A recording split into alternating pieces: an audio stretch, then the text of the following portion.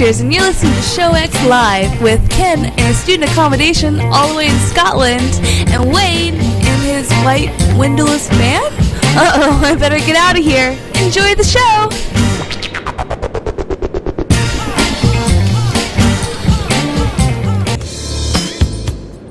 Hello, everybody, and welcome to Show X on VtWProductions.com. How are you doing today? You're listening live at 2 p.m. Eastern, 2:02 Eastern, 7:02 GMT. Sorry, got started just a little bit late as I was getting everything vastly connected to the various parts of the interwebs. But I want to welcome today, as always, our good friend Ken, but a special guest that hopefully you've all been paying attention to our feeds to know was coming on the air today. I want you all to welcome and give a warm, well, I'd say round of applause, but we wouldn't hear it, to our friend Gnomewise. How are you doing today, sir? Hi. Is this thing on? Hello? Oh, yes. Yes, it is. In fact, it's on not only on VtWProductions.com, but like we've been saying for the last several weeks, as well as AlphaGeekRadio, both in audio and video format. AlphaGeekRadio, that's a weird name. That sounds familiar. Do you guys recognize that name? I kind of recognize it. What was that? Is that somebody we know? We heard that before? I don't know. I just... So yes, we're very happy to have Gnomewise with us on the show today, and we're going to kick things off pretty much right away with a little bit of dysfunctional deviations. And with this week's dysfunctional deviations, we're basically, I do have to preempt it to say that for those watching the video stream, which you should be watching, by the way, on either AlphaGeekRadio or on our YouTube channel, you should check out because I am in a different location this morning. Not far-fetched from where I normally sit, but not nearly as high up. I am dwelling in my basement this weekend, and I say this weekend, it will be continuing on for the next, how many more days do we have? 7, I think? Seven more days that I will be dwelling down here with many of my friends. You heard it here first, ladies and gentlemen. Doc has admitted to being a basement dweller.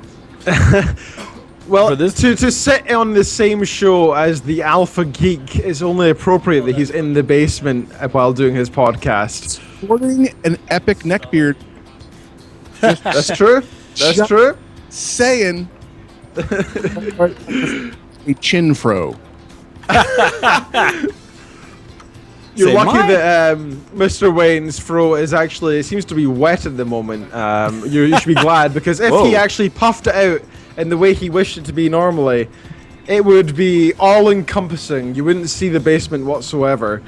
Trust me, I saw the hairs in my shower. I know all about it. Trust me. Whoa, hey, I cleaned up after myself. I don't want to hear that. I'm reminded of the one scene from Firefly where Shepherd Book let his hair free, and that, but more, even more in Wayne's case.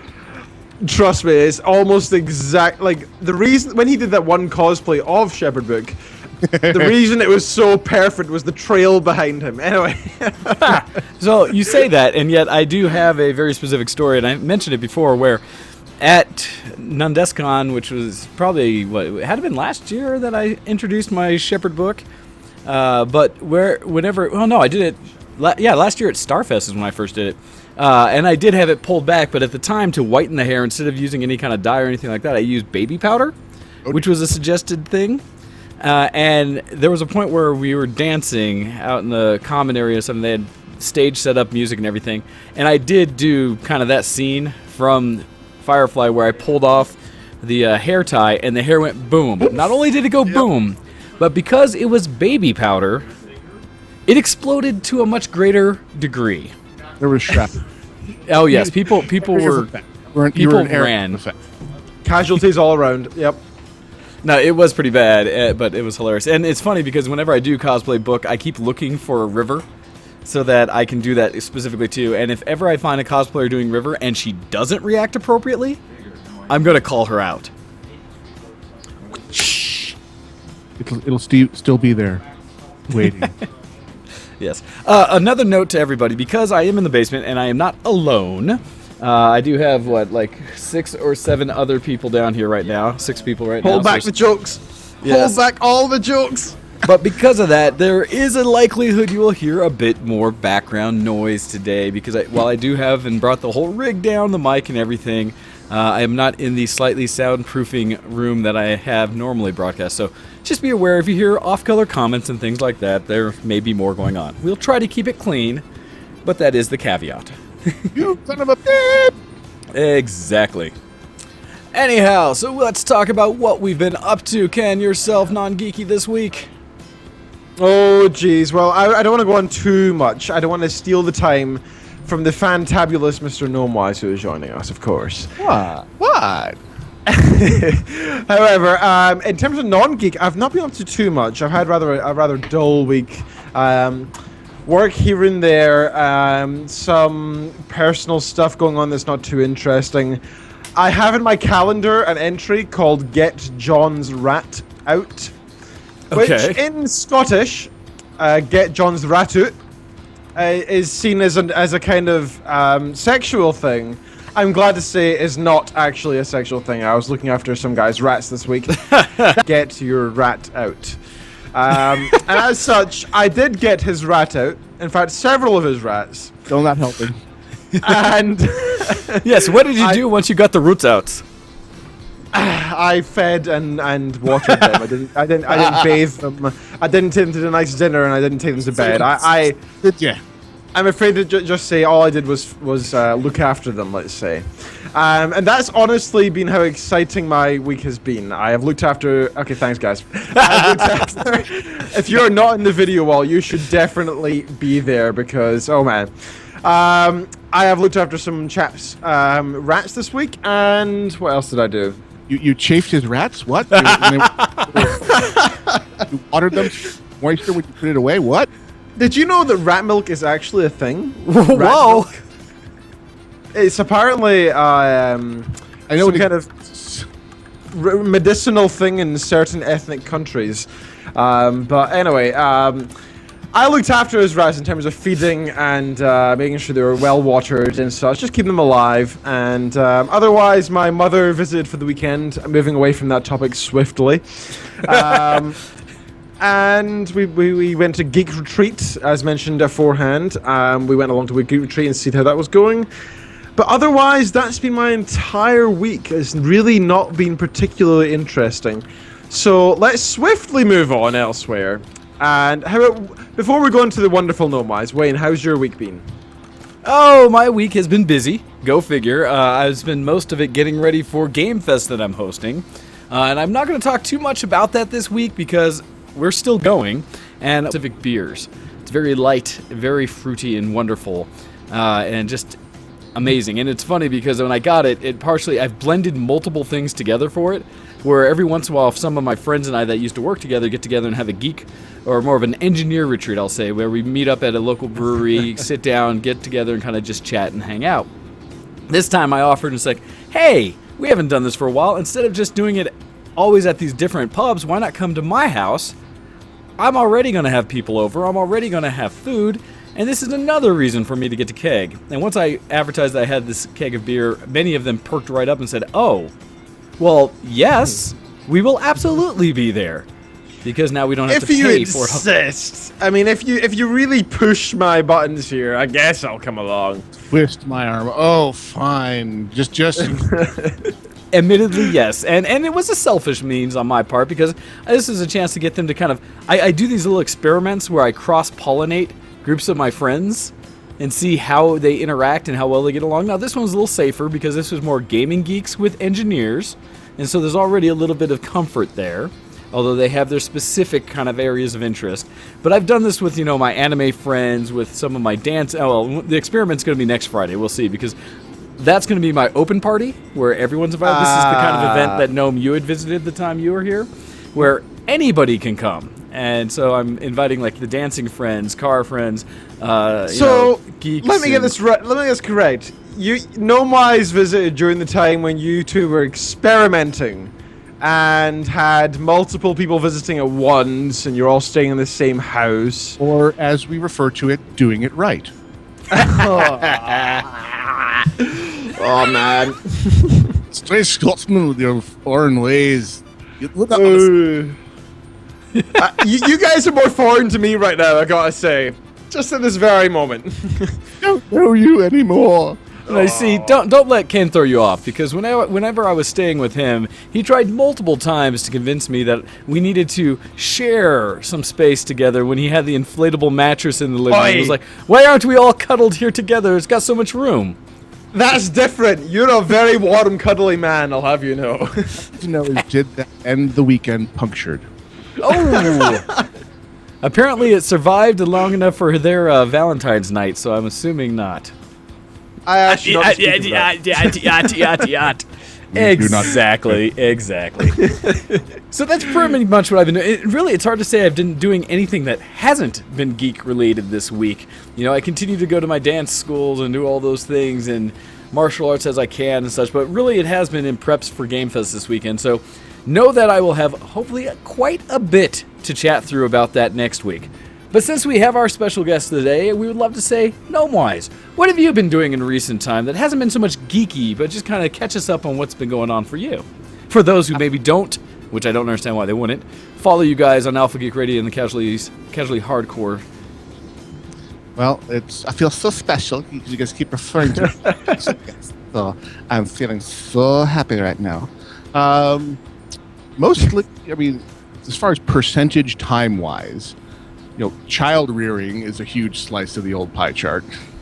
But when I can fit in the occasional nerdy thing, you had mentioned martial arts. I am hopefully very close to being able to return to martial arts. So back last August, I herniated a disc in my back, which kind of the kibosh on that kind of stuff for a while. And it seems to be mostly healed. So I'm going to try to get into the osteopath this week and get my get out of jail free card and start attending dojo again instead of just dropping the kids off and being jealous of them.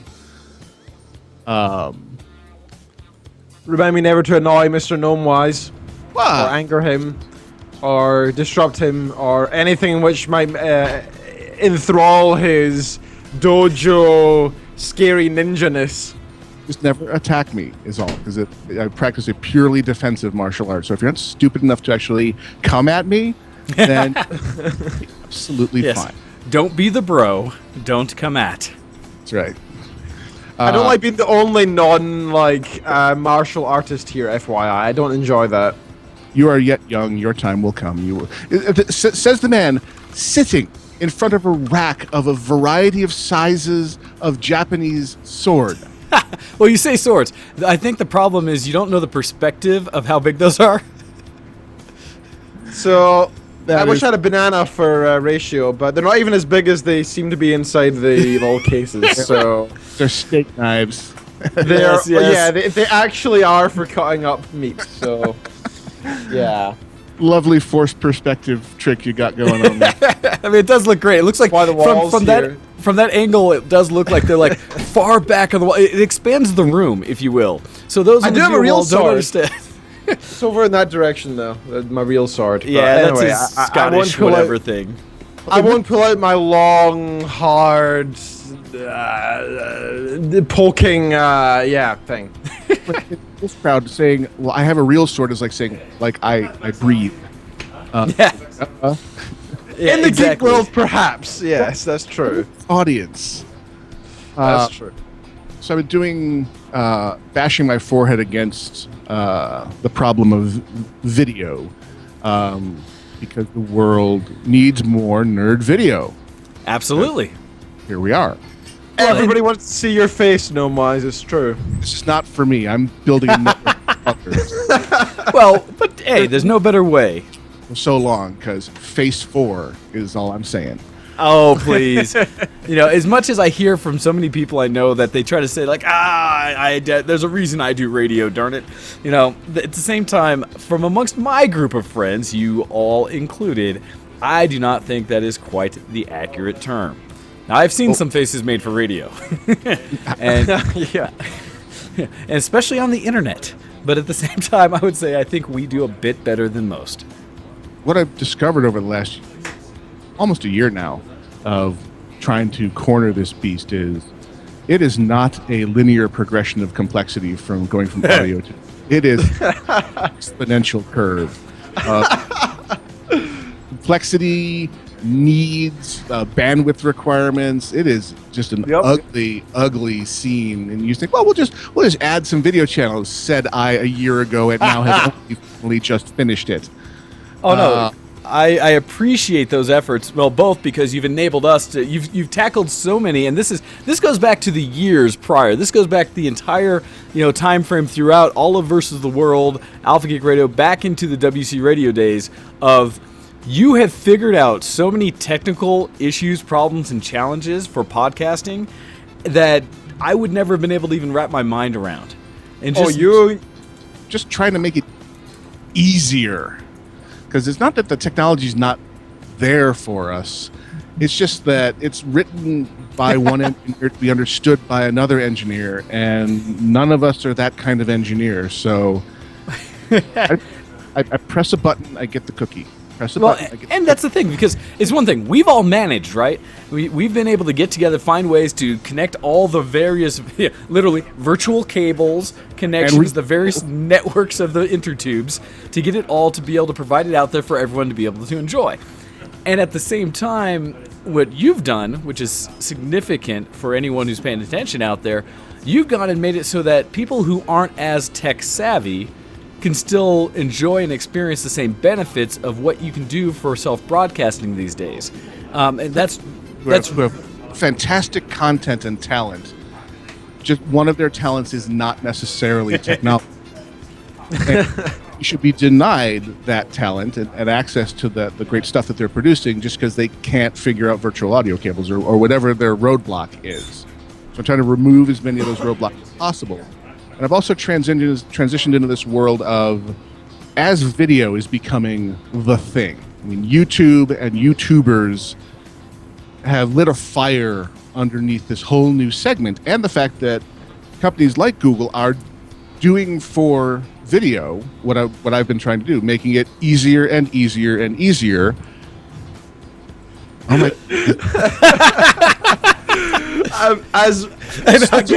If you are not watching the YouTube channel, you should be, because you will see a wild octail, I believe. Yes, a wild octail had wandered through the background. Quick, cast Master Ball! Sporting a Cartman hairdo. Yes, no, that was definitely the thing.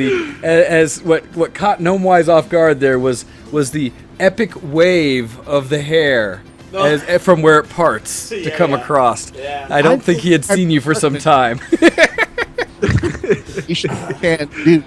So that's all I saw there in the background was, "Hey, you guys, what are you doing?" That would be an accurate representation of Octail to this day, to be fair. I wouldn't dispute that as an accurate representation. Just saying. No, I agree. Anyway. and you will see more of that, I am sure, throughout the show. I was kidding. More successful. All you really need to do a Google Hangout or a YouTube Live or any of a variety of different services is a web browser. You can do rudimentary single-person video with free downloadable tools. So the bar to entry for video has gotten down to where the bar to entry for audio was when we got started.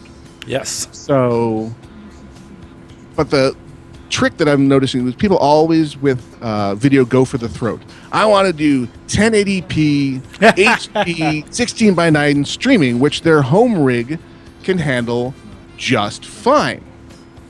So for a while there, the thing that Alpha Geek Radio was doing was taking the audio feeds from those video shows and giving a low bandwidth alternative for people who wanted to participate in a live show and couldn't be near their full bandwidth home rig that could pull down beautiful 1080p streaming video at 2 megabits.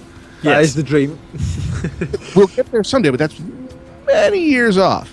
So for several years now, that's been where we've been living, is the live audio simulcast that you can get on your cell phone without murdering your bandwidth cap and without getting dropouts every 3 seconds as you drive around on a cellular network. We're trying to do the same thing for video now. So taking and making it so that the person doing the show doesn't have to change a damn thing about what they're doing. They can throw, a 5 megabit stream at 1080p or 4K or whatever the hell they want, out to the world, and it's fantastic for people watching on their video game consoles or their Roku devices. Yep.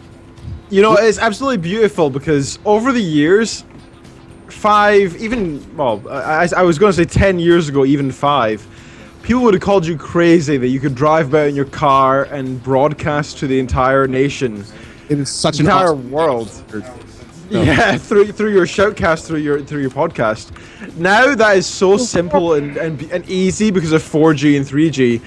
Video is the next stage for you, and now that's the next challenge. But in maybe 1, even 2 years, you could easily just break through that barrier, and that would be an obvious, simple thing to have 4K, beautiful video casting and podcasting to the entire world from this comfy seat of your car. Like, that is a beautiful thing. We may yet get there, and I think the number of accidents on the freeway for people spike until people are weeded out of the gene pool. So for now, we've got downshifted simulcast, so they can do the audio for the people who are truly bandwidth challenged, or for someone who's driving around in their car who wants to listen to a show and who cares about video. You're driving. You should not be watching video. Out in the world and your favorite show comes on and all you've got is your smartphone and a mobile data plan that you don't want to cap out, we're providing that transcoded to a lower resolution and lower bit rate, but still totally watchable on a 6-inch screen version of these shows, so that, again, no matter where you are, my internal motto has become, we want our shows to be inescapable. Our screen you down and find you wherever you are. You will have no excuse not to be participating in your favorite shows live. You've got no excuse to not be listening to us right now. No excuse. Why are you not listening? I like that. And right now, there are so many different ways you could be on and participating in this right now. On your phone, on your tablet, on your Roku box, on your refrigerator, for God's sake. I want it to play on a potato. That's the goal. Nice. This is Spanish Inquisition level, by the way. I don't care if you're in Australia and you've never heard of us before. Why are you not listening to our show and watching it in 4K? Why not, goddammit? Funny you mentioned the poor Australians who are bandwidth starved as a nation. It's for them. We want you to be able to, we want you to participate without saying, great, I can't do that because that's simply not available where I am. There aren't enough, trans-Indian Ocean fiber cables to help us yet. So we will dumb it down for you so that, you need to be receiving our content live because reasons. Because we're exactly. That's a brilliant cause, sir. That's fantastic. Well, and definitely for what you've been talking about with the technology gaps and such, because those have been the growing pains with everything. I mean, it's one thing to say that I want to do video content, I want to do audio content. It's a whole other thing to actually take part in doing what you need to enable that to happen. I know from my end, I had to open up the bandwidths to make them big enough to be able to handle both the video and audio as an upstream. Because it's one thing, we all get great downstream when it comes to consumption. Yeah. But to be able to actually be a producer, creator of content, you equally have to be able to feed the tube the other direction. And it's not just it's not just the tube, it's also the rig you run. Because I always laugh, people joke on my station because I have my 3 monitors set up, and they're always kind of like, well, why do you do that? And other than just because I can. But I have it because as I talk through the way my setup is, which is ridiculous, and it's why you'll see me turn my head constantly as I do the show, is on the one screen here I have where I'm monitoring the video stream, both my software that's broadcasting and the YouTube channel saying that it's happy and good with it, as well as the IRC. And then I have my research screen essentially where I can see everything that I'm doing, my show notes, any links, stuff like that, and the main virtual cables for that. And then I have my other string, which is the audio broadcasting, you guys coming in on the Skype call, as well as links for anything if it dire cuts out and I need to automatically bring things back up. And so it's kind of like all of that at once. I will remind you, this is an amateur broadcast rig. I will reiterate, this is a freaking awesome time to be a nerd. Absolutely. I would be a nerd at any other time in history than right now, because we can do this. I mean, the kludge I have had to go through so far to make because of the upstream issue. So I have a wonderful office far away from home where I can put the really freaking loud servers that sound like 747s preparing for takeoff at all times, not, get left by my wife. Is the office has a 2 megabit upstream. So I've got 2 servers there for 2 of the video channels, and that's about all it can handle. Oh, yeah. So the 3rd video channel is currently being run from the computer on my entertainment center in my home. I needed to tap the additional upstream from my home. So the audio side has been wonderfully stable for years now, up on virtual servers. Oh, yeah. They just magically work. Video is a work in progress, kids, because, again, the needs of video are, I've discovered the hard and painful way over the last year. You can't just rent a virtual server somewhere for low dollar. All of the video transcoding software uses your video card, uses the GPU, which makes complete sense. It's a math monster designed for video. It will come. It will come. It'll be here one day. Yes. It'll be here one day. Our day will come, but that day is not today. So for now, entertainment center. And I don't mean to go all Neil deGrasse Tyson on you guys, but we are sitting in different continents in different states, sitting across the world from each other, speaking into some metallic mesh to each other. Hello. And still we are here. We are here online, live on VtWProductions and AlphaGeekRadio.com. Yeah, and we are discussing to each other. It's wild than deGrasse Tyson there. I don't quite capture the brilliance that he does, but regardless, it is an amazing thing that we can speak across the world to each other and still broadcast to hundreds of people out there and let them listen to us, whether they like it or not. No, great time to be a geek. Well, and we talk about that because that is one of the really amazing things about what we're able to do today with technology, is that we have this reach, not just for us to be able to broadcast, because again, Ken and I do this every week, and we're crossing ocean, right, to be able to do the show. And we're doing it seamlessly and live, which is by itself amazing. And as we added from the audio component to go to video, that just ups it that much more. Because now we're broadcasting these, and trust me, the way this video is bouncing around the interwebs, you can only imagine.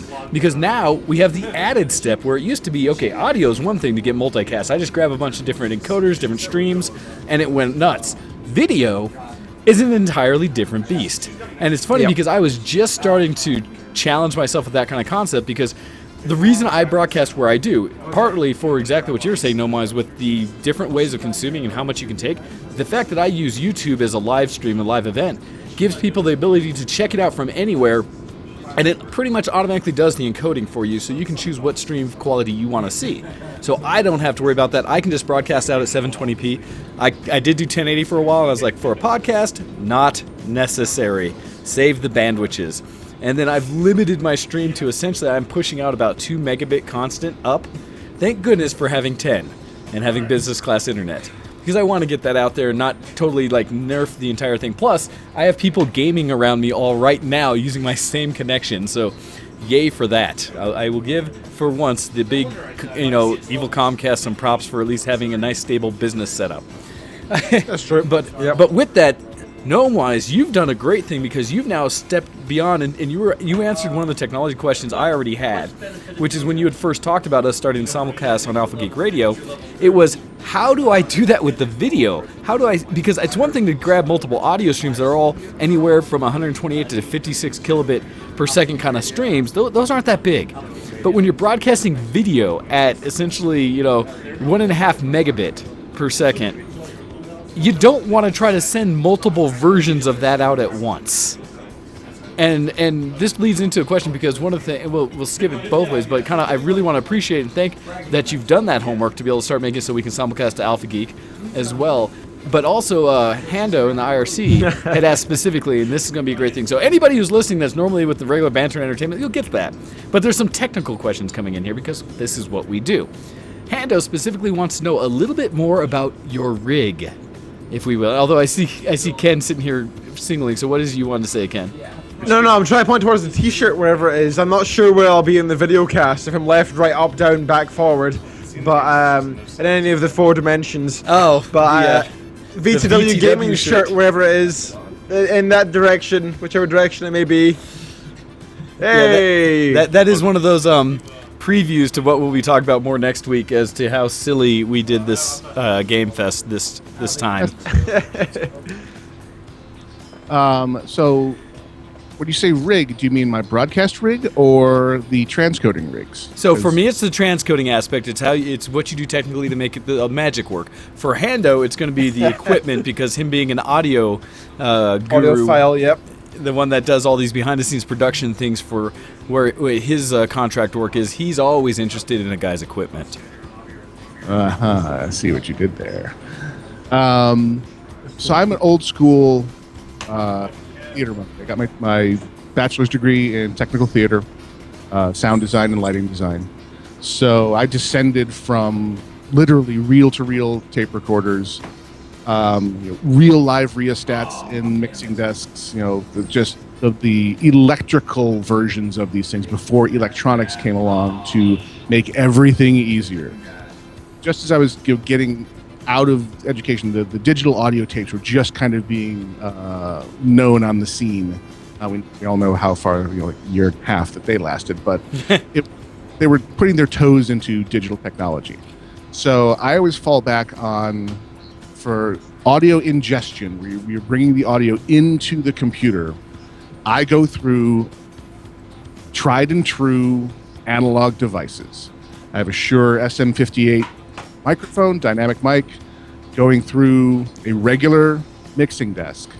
And I don't go through its USB interface into the computer. I go through an analog stereo cable out into the sound card on my computer.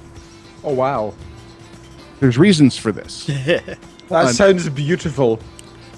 The audio, the USB interface on this particular mixing desk is complete dreck. Oh, no. It has a 60 hertz hum on it. It's just not good. But it also gives me the flexibility to plug this audio intake rig into any computer or any other analog audio device that I want. So it lets me swap out the computer at will and not have to change anything else. Not at all. I am primarily lazy. I want to one time. I want to do it right, but I want to do it one time. That is true geekery right there. Going through extreme effort in order to have minimum amount of effort in the future. That's beautiful. Well, I want to press the button and I want the damn thing to So that, and there's just a huge backlog of information on making analog audio systems work. And that information has become readily available thanks to the internet. So you can go out and read some seriously old school, people who do live shows, putting down their recommendations and their tricks, and they all work beautifully for a podcasting rig that's based on good old-fashioned analog audio. It also allows me to do tricks like you can get wonderful high-quality USB sound cards for really low dollar. Oh, yes. So I'm speaking to you guys right now. My microphone goes through my mixing desk into the microphone or the line input on my computer, and that's what Skype listens to and sends to you. You guys come out of a Dragonfly USB audio device into another channel on my mixing desk, and my headphones are not hooked to my computer. My headphones are hooked to my old school analog mixing desk, and I'm hearing you through the old school mixing desk. That also means that my voice and your voices come out of the main mix output on this thing, and I could broadcast it somewhere if I wanted to. Absolutely. The job that a mixing desk does is it mixes separate audio sources together. Mixer! Sure. That's where the... I could hook all different microphones, and I could hook an iPad with a soundboard up to this if I wanted to. It gives you tremendous flexibility, and these are not expensive devices. I mean, this particular one was... $120 4 years ago. I think you can get them for under $100 now for a perfectly serviceable mixing desk that'll support 4 XLR microphones. That exact model, as a matter of fact, the Alesis USB 8, multi-mix USB 8. Yes, that's the old version. Yep. They've since made a fashionable matte black version of it and named it the Multimix 8 Pro. Ooh. Basically the same damn thing in fashion black. But it lets you, it's a slight greater investment on the front end because you have to buy, you have to get decent quality cables, because unlike with digital technologies where they will digital, if you got a good signal, you got a good signal. Digital means the bits, if they make it, they make it. It's either on or it's off. Yes. So what they're trying to sell you a $60 HDMI cable, they're trying to screw you. Analog, it does matter, and having gold-plated cables and low-loss cable and high and very thick cabling abso-freaking-lutely matters. That is a very controversial issue right there. I know for one that my mouse itself is a gold-plated USB, and it's something I've always thought is a bit of a marketing scam almost. But, in that case, because that is a digital device. The electrical signal being sent over that cable is basically, when you get down to it, pulses of ones and zeros, and they either get there or they don't, and they can penetrate really crappy and lots of noise. It's one of the benefits to digital. It's either on or it's off. Sure. Analog cables, if you remember, and kids, I know you have no idea what I'm talking about. I know what you're talking about. Tune your television. You actually turn the dial in the picture when the sound would get clearer, and then it would get less clear again. And you were trying to tune back and forth to find that sweet spot in the signal. I'm glad I'm just above the kid and adult level here. I actually know what you're talking about. I know what analog is. Where I feel old suddenly. Oh man. Oh no. Was if you had a lousy signal, it could still be good enough for certain purposes. So you could still make out the TV show. You could still hear the audio. Yeah, it had a lot of snow and fuzz, but it would work. When you switch over to digital broadcast, you either get no signal, or there is kind of a middle ground where it'll try and you'll get some artifacting, or it's perfect. Yes. There's not this huge range of kind of good, better, beautiful, perfect, not so good, better, crap. Yep. Well, here's a great example for people. For kids out there, I know this will be rough for you, but check out, if you can, and this isn't an exact version, but check out radio, right? If you have any of these new vehicles that have HD radio, digital radio, switch over to AM, just if you would, and play with that a little bit, and you'll get somewhat of that experience of channels that kind of drop off or carry for distance, and things like that. And you get it with FM too, but AM's wonderful for it because it's literally amplitude modulation of the signal that it gives it what the signal contains versus frequency modulation in FM. And so even at the weakest levels, you'll start to make stuff out with AM. It'll be a lot of noise, but you can still make out signal. That's a great way that even today you could probably still check out what that phenomena is. But the moral of that story is, if you are building a good analog audio input system, the quality of the cable does matter. So you can move where you are on that spectrum of crappy to good to a certain extent by quality of components. So you want to do it right. You do want to spend a little bit more on the front end, because you can go out and get a blue snowball for under $100 and USB it straight in, and then you have a good single-person recording rig as a beginner. Yep. It doesn't scale very well because, okay, you want to have a friend to join you. Well, there's nowhere to plug in a second microphone when you do have a single USB input without starting to get fancy virtual cables and it's complicated. Yo, Wayne, I think I need to take some tips from Gnomewise here. I speak from my Blue Yeti Pro USB input to my computer. But you bought the Pro, which has the XLR input, so you could switch to a mixing desk in a heartbeat. I could, absolutely, easily. Well, and that's the thing, because I run off just a regular Yeti, but that is because that's when I do the signal broadcast. When I do the multiple hosting myself, I'm switched to the same mixing board that Gnomewise is talking about.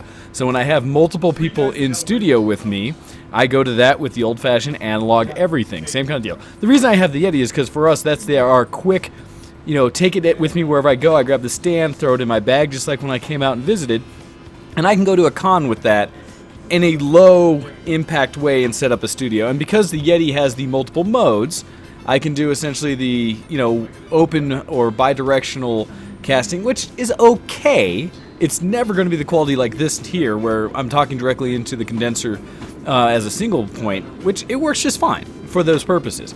And so I kind of do both, but I'm also silly that way. But I am heavily reliant on, as Gnome was saying, the virtual cables. And it allows me to do some cool things, like bring in a Skype call all in the computer, have multiple voices in, mix it with the background music, and send it out to multiple sources in a controlled fashion. But if any part of it messes up, and this is where people have listened to the cast in part, you start getting interesting things, like roboting. Or really bizarre background effects and things like that. So, yeah, I mean, for people who are listening who have never done this before, what Doc is describing there is doing in software what I described as Mixing Desk does in the real world. This has a bunch of plugs on it that I can plug in an iPad to play a soundboard. I could plug in a CD player if I wanted to play music. I can plug in a bunch of microphones and hand them around the table, and everybody can talk at once, and it all goes into one final mix down that it can then be recorded and then shared with the world. Virtual cables and virtual mixing desks attempt to do all that inside your computer. So it'll take the audio from a program like Skype and mix it with the audio from your music program like iTunes, and mix it from any number of different audio creating sources you can have on your computer, and attempt in software to blend that all together into one audio pipeline that you can then play through your headphones and send out through encoding software to Shoutcast servers and send it out to YouTube. The problem with that is people's coding skills, their kung fu, varies wildly from person to person. Oh, come on.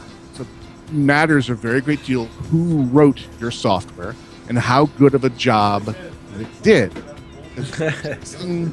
Audio and video in real time is a mammoth math problem, and your CPU is usually very taxed by this, and all 8 cores. Probably near 100%. Thankfully, only about half, unless I do Google Hangouts. It's amazing what that does to my rig. And that shows you what it's doing on your behalf. It's doing all this work. It's pretending to be all these other pieces of hardware, which, when you think about it, is pretty freaking amazing. But also, it requires a very big brain to do all that.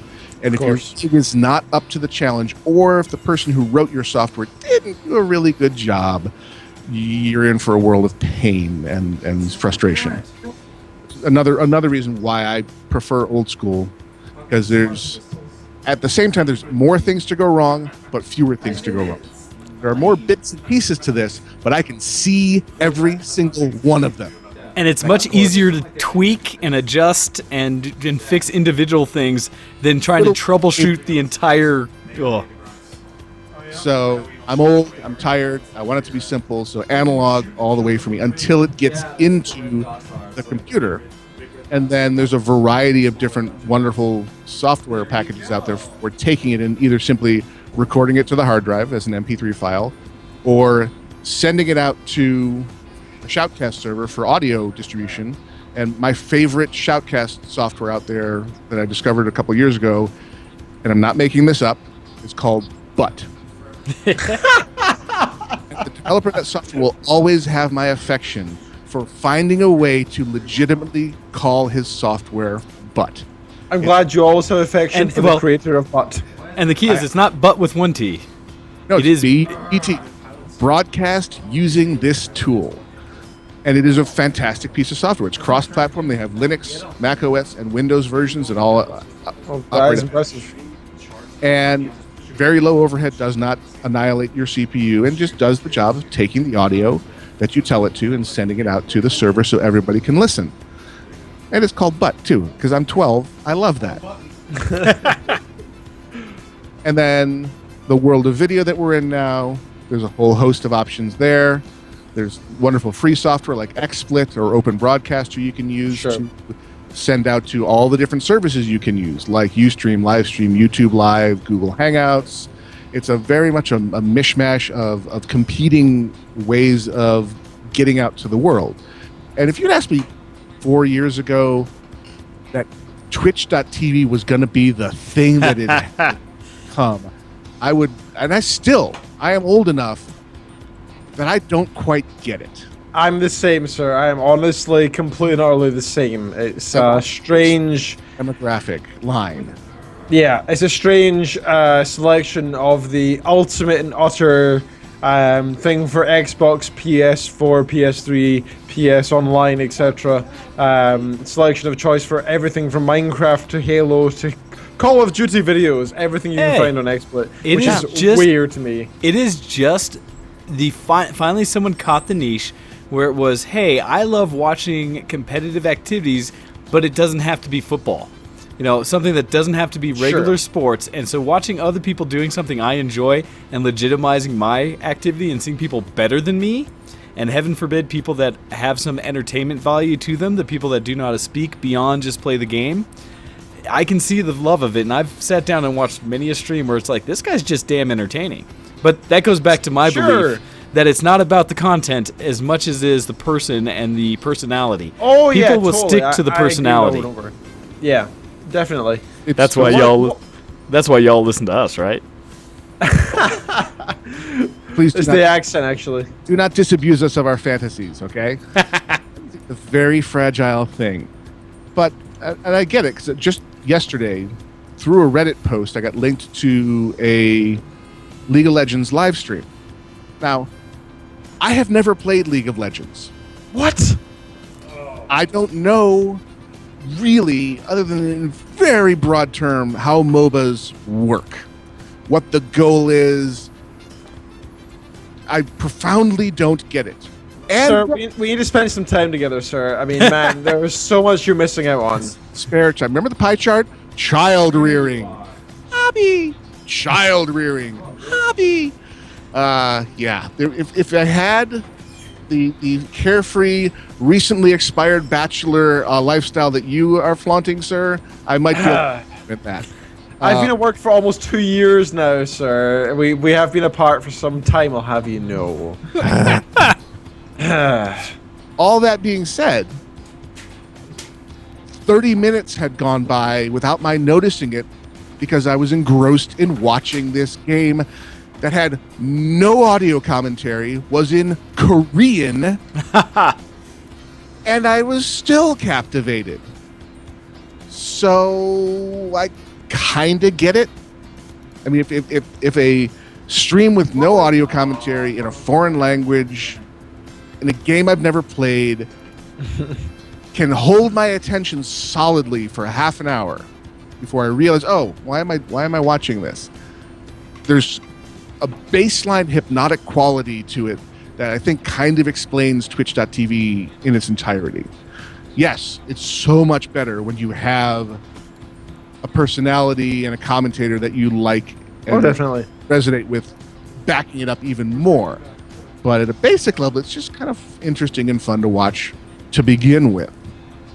And that's the cresting wave of video-ness that we're all kind of experiencing right now. Again, good time to be a geek. Absolutely, Definitely. So, one of the other questions that came through that you absolutely have to talk to, because I mean, for the people listening so far, it's been Tech Geek, episode where it's like, let's talk about how you can be a podcaster, which very well may edit the title of the show. Yes, Ken? I do love the fact that we're in the non-geek section and we've been nothing but nerd, geek, and it's all in your face. No one told me this was the non-nerd section. Well, we didn't officially translate it, but whenever we have guests, we tend to just kind of free flow it as we just do whatever. Well, but one of the other questions that came through early, and this is to kind of switch things away from the technology a little bit to focus a little more on you, Gnome. And it's to talk more about AlphaGeekRadio and what it's been doing. Actually, I would love to speak a little bit because I don't think we've officially had you on, and every once in a while we do interview a bit. So before we get to the break that we'll take here at top of the hour, I would be curious to know a little bit if you can talk to us about how you first got into podcasting itself, and when you first got to like what I know of casually hardcore and stuff like that, but just the really early stages, because you talked about your background from college and everything like that, and from schooling and your academic side. So what got you into casting?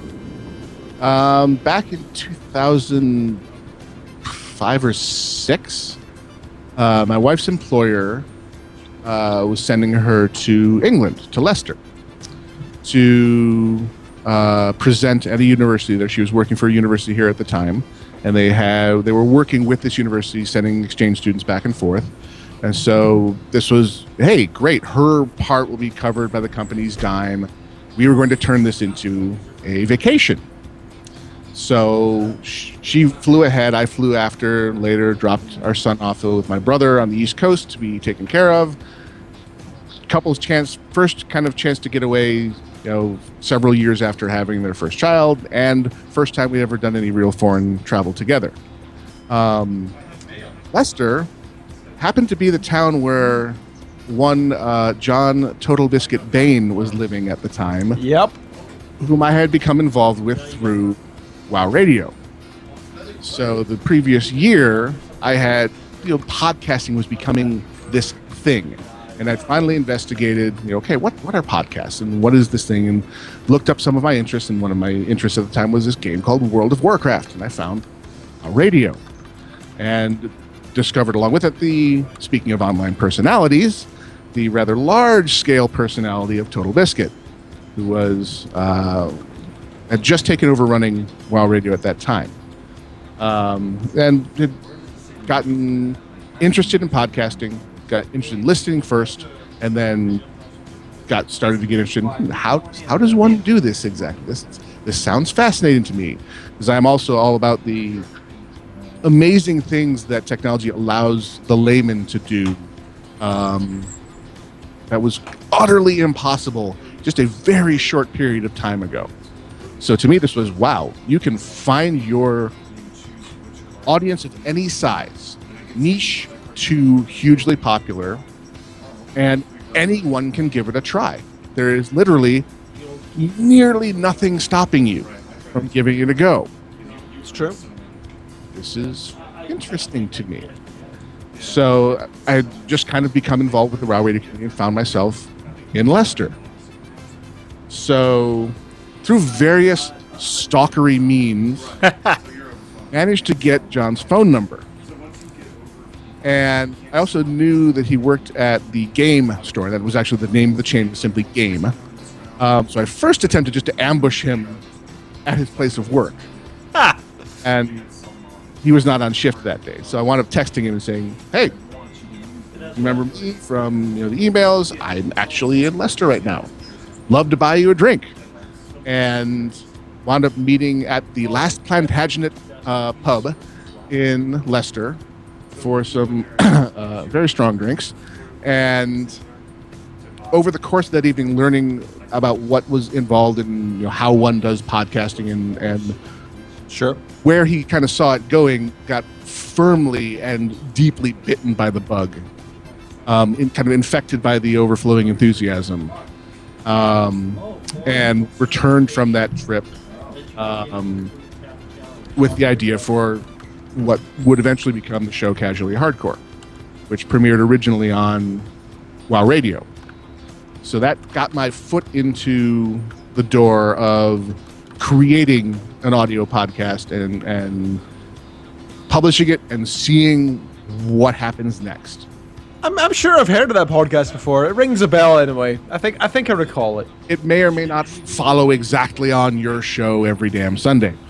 I may have heard it thousands of hours in the past, but regardless, continue.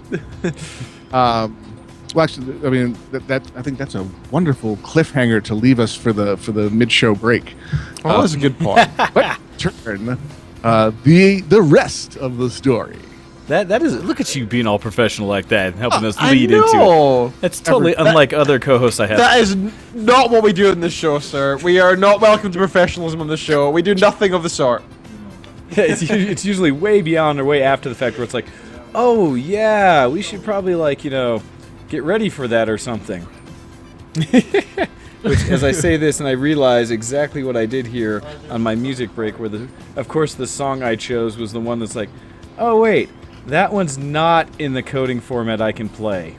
That's not going to work. Instead of show prep today, I'm doing your show. So that's more important. That is effectively show prep. It's entirely your fault. Just saying. Well, instead of content preparation, you have practice for your voice.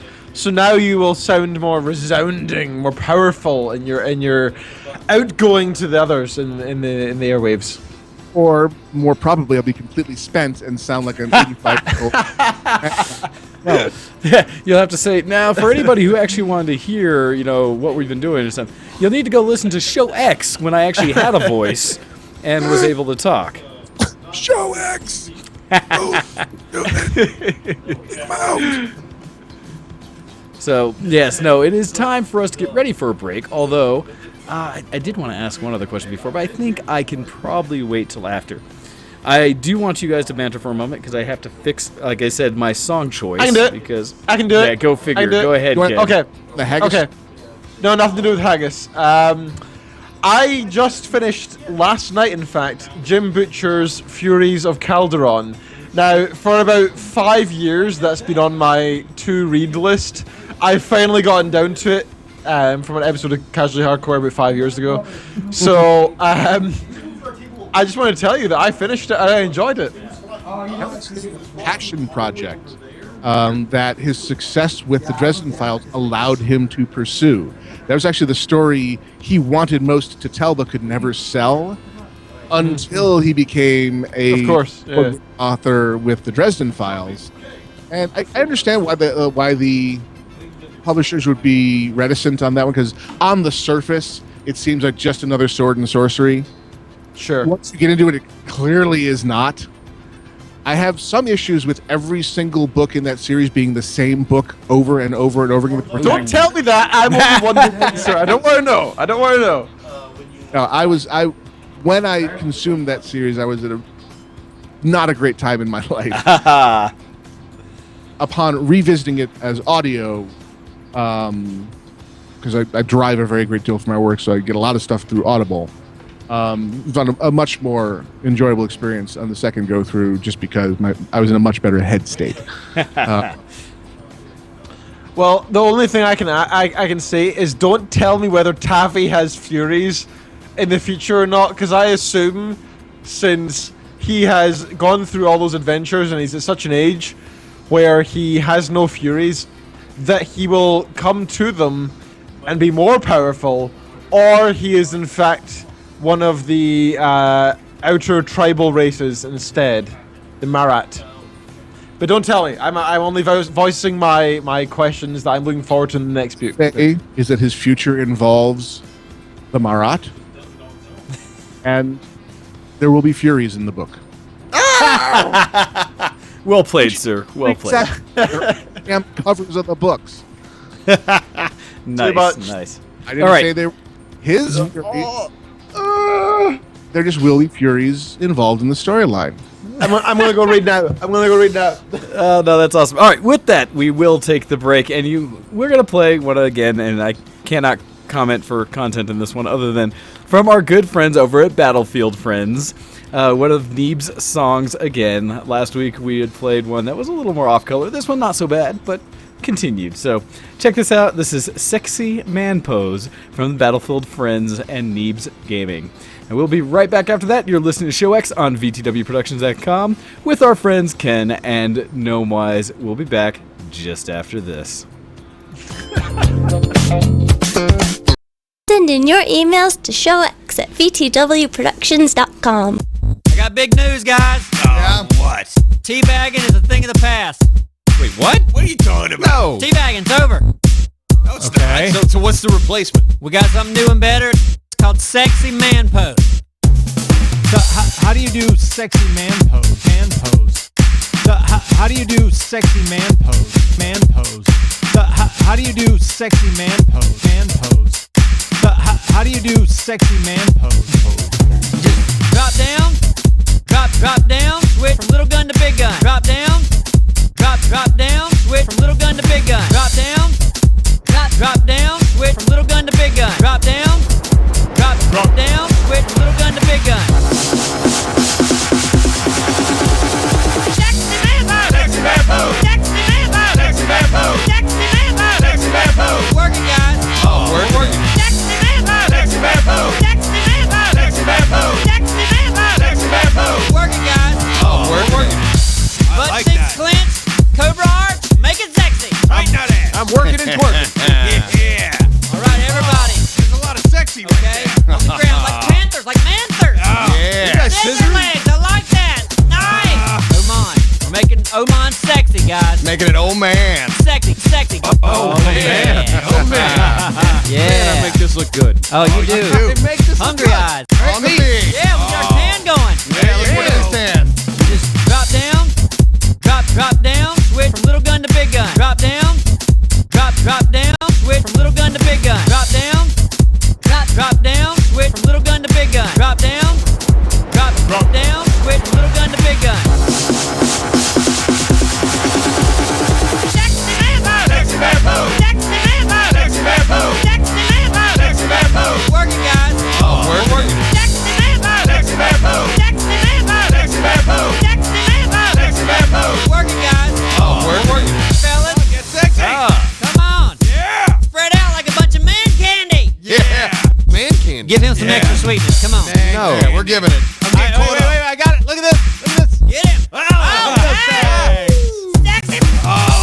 Yeah. Yeah. Looks good. Wow. Like that one. Oh, yeah. Look at that. Yeah. Oh, From down here? Looks good from back here. Fuck yeah. Fuck yeah. I wish I could see that ass, though. Looking good. Couple laying mantis. Oh, yeah. Yeah.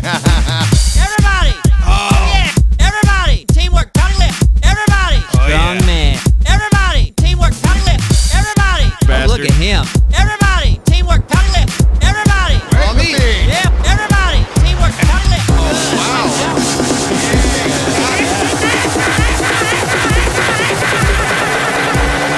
Sexy man pose. Sexy man pose. Sexy man pose. Sexy man pose. Sexy man pose. Working, guys. Oh, we're working. Sexy man pose. Sexy man pose. Sexy man pose. Sexy man pose. Sexy man pose. Sexy man pose. Working, guys. Oh, we're working. Sexy man pose. Sexy man pose. Sexy man pose. Sexy man pose. Sexy man pose. Sexy man pose. Working, guys. Oh, we're working. Sexy man pose. Sexy man pose. Sexy man pose. Sexy man pose. Sexy man pose. Sexy man pose. Working, guys. Oh, we're working. Man sauce on that. What? Yeah. No. Load it up with man sauce. Oh, you my God. It's, my God. Yeah, too Way much. too into. Back up. Sexy man pose. No, I'm not doing that. Let go, guys. It's pretty late, that's so. disgusting. We'll see you guys later. Don't say it again. It makes it worse. You're listening to Show X on VtWProductions.com.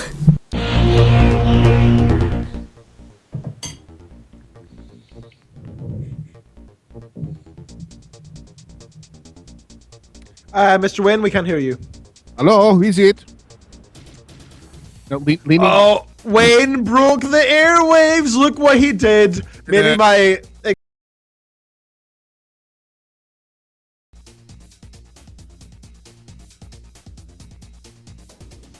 Please, sir, restart the audio cables, please, sir, and we will see what happens. On you go, on you go. We'll be back in 2 minutes. We've got a music break probably coming on momentarily. We'll be back in 2. Keep talking amongst ourselves. Yeah.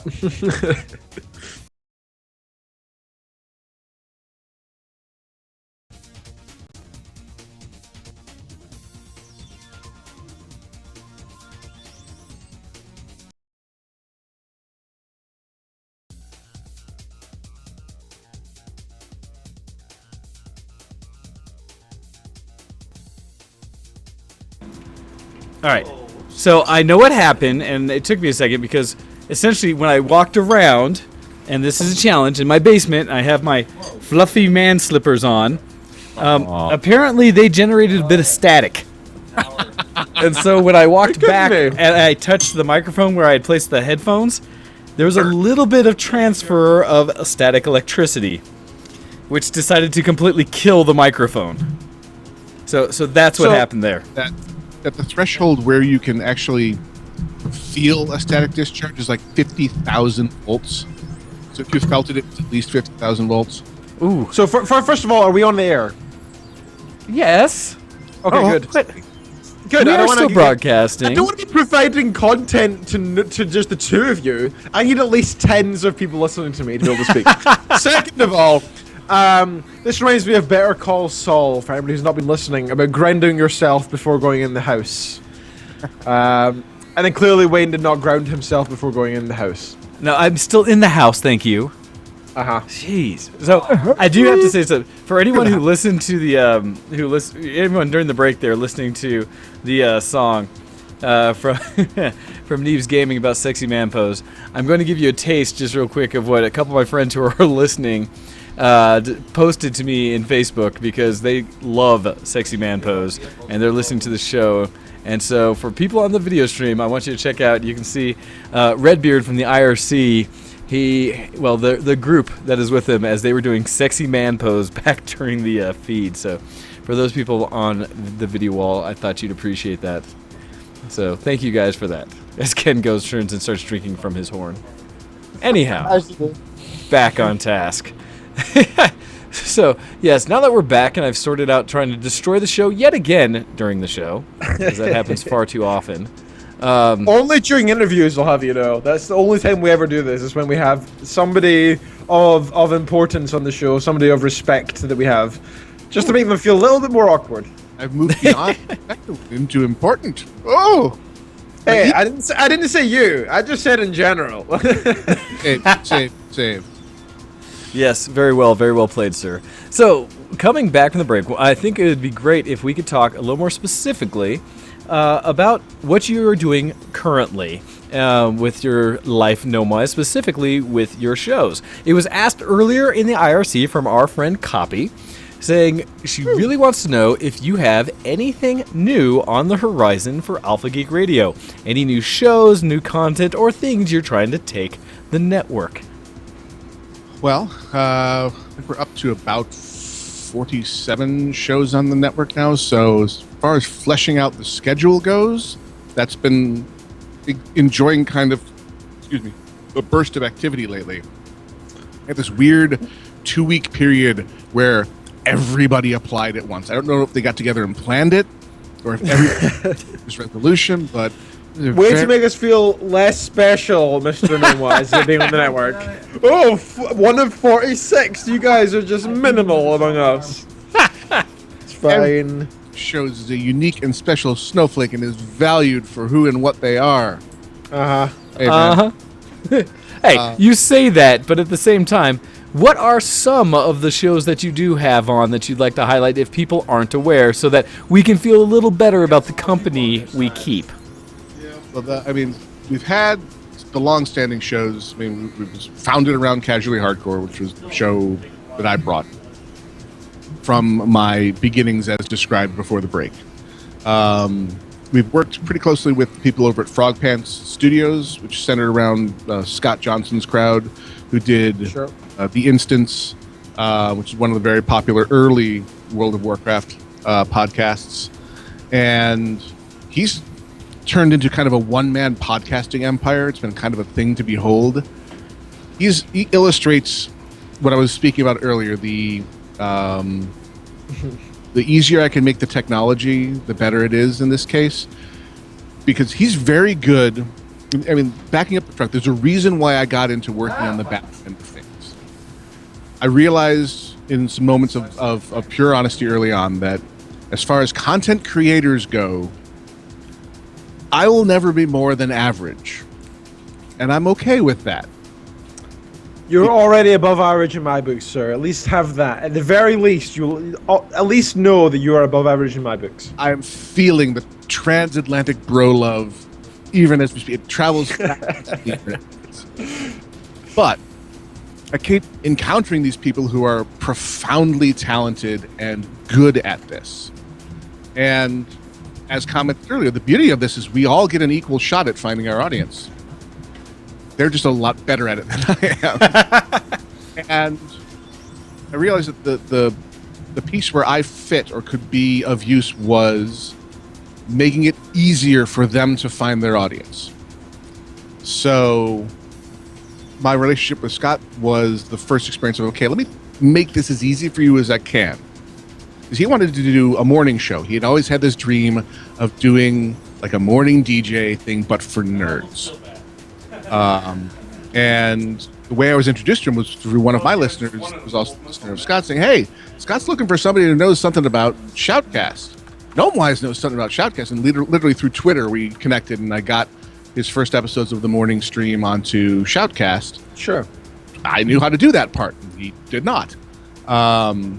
So that's actually about the time I started listening to Scott Johnson. I actually only listened to the morning stream out of all of his Frog Pants network, so I actually am with you on this. If you've never listened to the morning stream, check it out. It is fun and awesome and available on your phone via mobile live stream. Hey, look what I did there.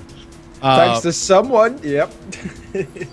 that pool of shows, so the Instance in the morning stream and Final Score, and there's kind of a group of podcasters that kind of huddle around and form the basis of the Frog Pants Network. They became my guinea pigs. So call it like it is. And allowed me to develop the systems and test the systems on an audience that was willing to work with me. And get it to the point where it went through iterations of where you had to do arcane commands through IRC to turn the stream on and off. Or actually the old school ways. I was going to say, you call that arcane.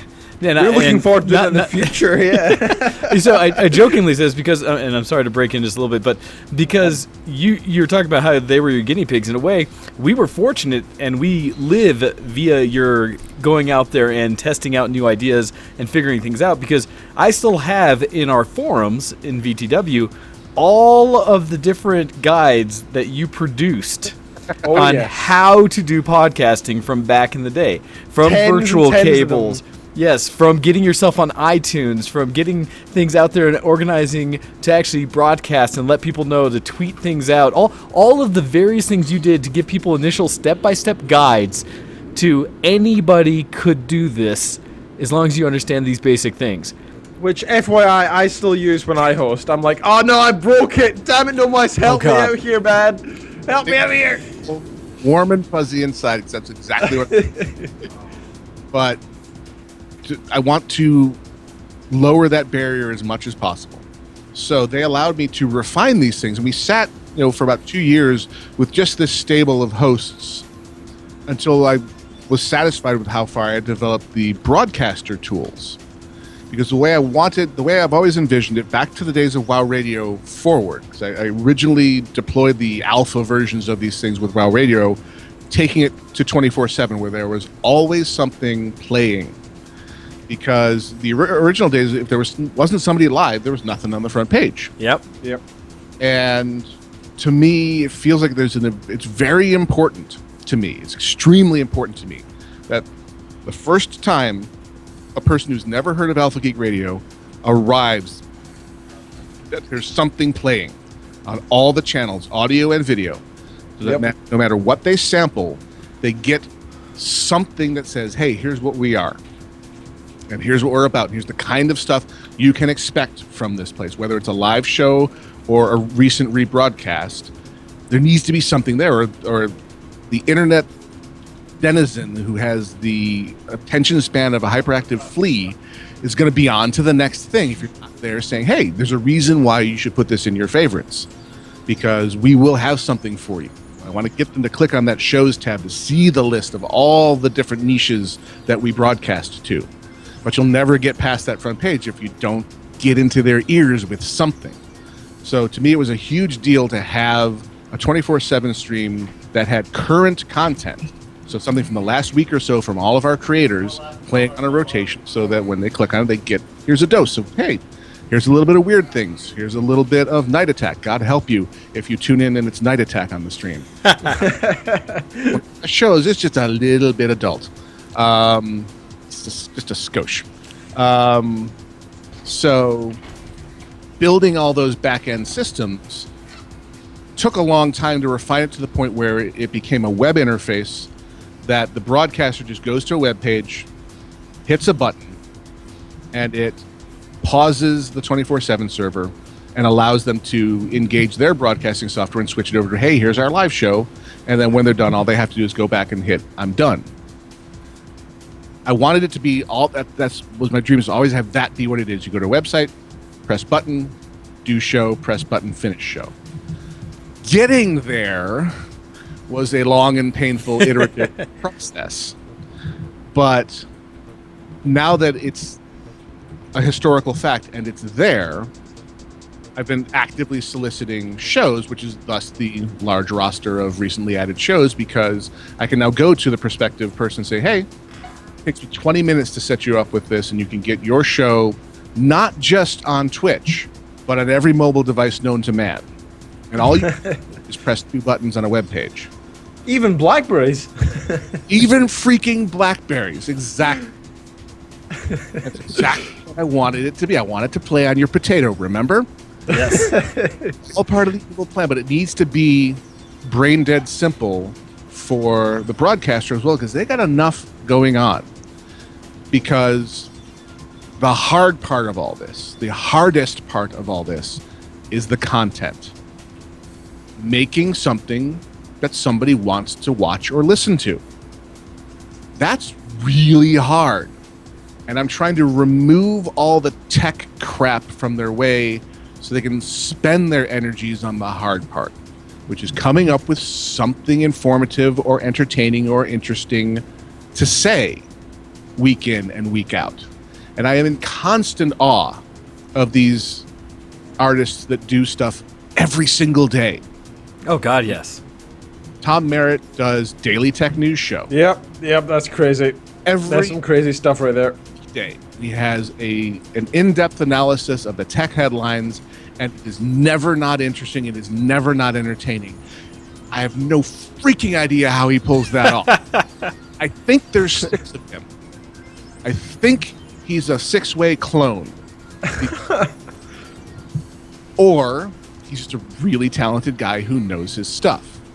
And I'm really glad to have him on the network because he's entertaining and informative and good and has an unbelievable work ethic. And that's, I think, the real secret there is you got to have a really good work ethic if you want to do this for more than just a one show a week kind of thing where you just do half an hour or an hour off the cuff. If you want to produce quantity and quality, that's what this game is becoming. Because you look at the successful YouTubers, you look at PewDiePie, sheer volume of stuff that goes out on that channel that maintains a level of entertainment and quality. That is mind-numbing. But it's the reason why he's the #1 YouTuber. There's always something to be able to catch on PewDiePie's channel, and the demographic, which from what I've run into is about that 12 to 16-year-old type demographic, which is huge, goes nuts over it because there's always something new. But it works and is successful because, one, he has innate talent that he has cultivated. 2, he works his ass off. Oh, yeah. That is what I see in Total Biscuit as well. The man will stop working. Sure. Yeah, cancer be damned. Just ask his wife. The man will not stop. But that results in what this audience is coming to kind of expect as a baseline, which is where our challenge as creators comes in. It's like they want an unending supply of fresh, new entertainment. Holy crap, I have a newfound respect for television series writers. Yep. They only had to do it 2 times a year in long bursts, but this is a generation of content consumers who are living in the land of the cornucopia. And all these choices. There will always be something new for me to find if I just expend the effort to go and find it. And the amount of effort I have to expend is getting smaller and smaller and smaller. But Gnomewise, what about our gerbs? They took our gerbs? No. They've given you an option to do a new gerb. If you do this and do this well, it is, at least at this phase of the game, not unreasonable to attempt to do it for a living. Yes. I'm in the land of wanting to try and get AlphaGeekRadio to the point where I can at least count it as a part-time job. Because it's already a freaking full-time job work-wise. And I'm in that place where I've built it to the point where I think it is a quality product and wanting to try and solicit donations from it. The challenging bit is the people I have to solicit from are the hosts. Yes. They don't realize that they're my patrons because they're used to being the ones asking for patronage. Uh-huh. And Yep. that has been one of the best things to come along for the podcasting community because it is really a well-designed donation system for the kind of periodic content creators that podcasters are. If you don't know about Patreon, check it out. It's patreon.com. And it is a system of old school patronage back from the days of the Renaissance where an artist, the thing they wanted most was to get a rich patron. Mm-hmm. A person with a lot of wealth who would pay for their living expenses, and all they had to do all day long was create their art. This is crowdsourced patronage. So it allows someone who wants to create something to find lots of people to give them a little bit to create whatever their art may be it music, be it podcasting, whatever. I think I may have heard of this before, actually. Speaking of which, check out, if you may, patreon.com/VtWShowX to put forward any little amount, and we would appreciate it. Go. You may continue. Here. So, the tools like that are in place for you to create content. In my case, I'm a little bit of a weirdo because I'm creating a distribution network. Yes. More of a nebulous, vague thing. Because when people donate to a podcast, they're like, I put in money, I receive an episode. Yes. Or early access, or I receive a special episode that mere mortals don't get. It's harder to get people to wrap their head around the abstract. The only reason I'm able to get this live on my phone is because this guy's doing it. Yes, it's the back end piece. It is the behind the scenes. This is the distribution. It's the network behind the stuff you like to consume. And it's just from a generation of people where YouTube has just always been there and paid for by advertising. Yes. So you don't even think about it, yeah. Yeah, it's my job to get them to think about it because I'm actually doing something here. I'm making it so that you're getting more content because he didn't have to work hard to get it to you. He just pressed a button and you got it. So that's the place where I'm trying this tangential model of, I create some content, but I also am a content enabler. Well, because the only other way that you do that, if it's not through people understanding and providing their own means to help you, it's either you have to go to the traditional models of advertising, meaning between everything you're going to hear your generic, have you bought this latest car, have you, got this latest service, things like that you get saturated everywhere. Or you're going to have, like you said, provide it as a service to people, and they will have to pay you to be on that service. Those are kind of the only other models, unless you can get, the people who are consuming it to realize that they need to have some access to basically pay for that channel. It'd almost be like if you could get people to subscribe to a channel, a premium channel, like on their Roku or something like that, as one of these various, a la carte mechanisms for acquiring things. Instead of them just getting HBO or Showtime or this, they will come to AlphaGeekRadio, something like that. The wonderful place we find ourselves in, where this kind of thing is absolutely possible, where I always refer to the greater geek community as the tribe. It's allowing various tribe members to find each other amidst all the hubbub of life. But it allows specific creators to find specific consumers and cater to them. And you no longer have to be a blockbuster. You don't have to be hired by a national television station to find a massive audience. And if your audience is not massive, then you're fired. I found you like what I'm doing, you pay me a small pittance along with a couple hundred or 1,000 of your friends who also like what I'm doing, and that's all we need. Yep. That is enough for me to have a life, you to have entertainment, and on the cheap, it is, and this is the term that I've stolen from Tom Merritt, who stole it from Adam Carolla, the value for value model. I hope I'm creating value in the content I'm creating for you. If you feel like you're getting value for it, send me $1 a month. And everyone wins. I get to eat and pay my rent and keep making more of this stuff. You get to be entertained, and it costs you $1 a month. Exactly. mean, everyone gets the very specific content that is right up their alley, down to really fine divisions of specificity. There's lots of really specific shows out there. Oh, yes. Like, not just Magic the Gathering. Deck styles only.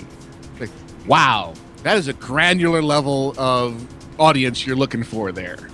But you can do it, and if you can find that audience, fine, it will work. Yes. That is part of the awesome that we are living in right now, and I am loving it. Well, and it's one of those great things to be still, I would say, on that forefront, that leading edge of how that's being done. And that's really what you are doing, is you're pioneering, whether people understand or really kind of see what you're doing.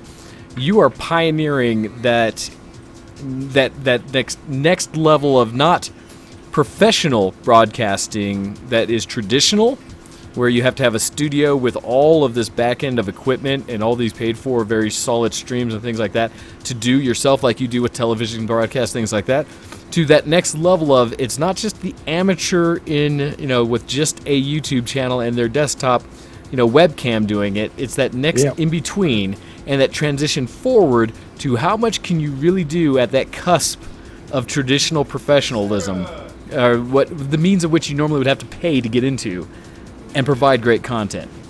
And so you really are a pioneer into that. It's true. I want to get rid of the secret handshake.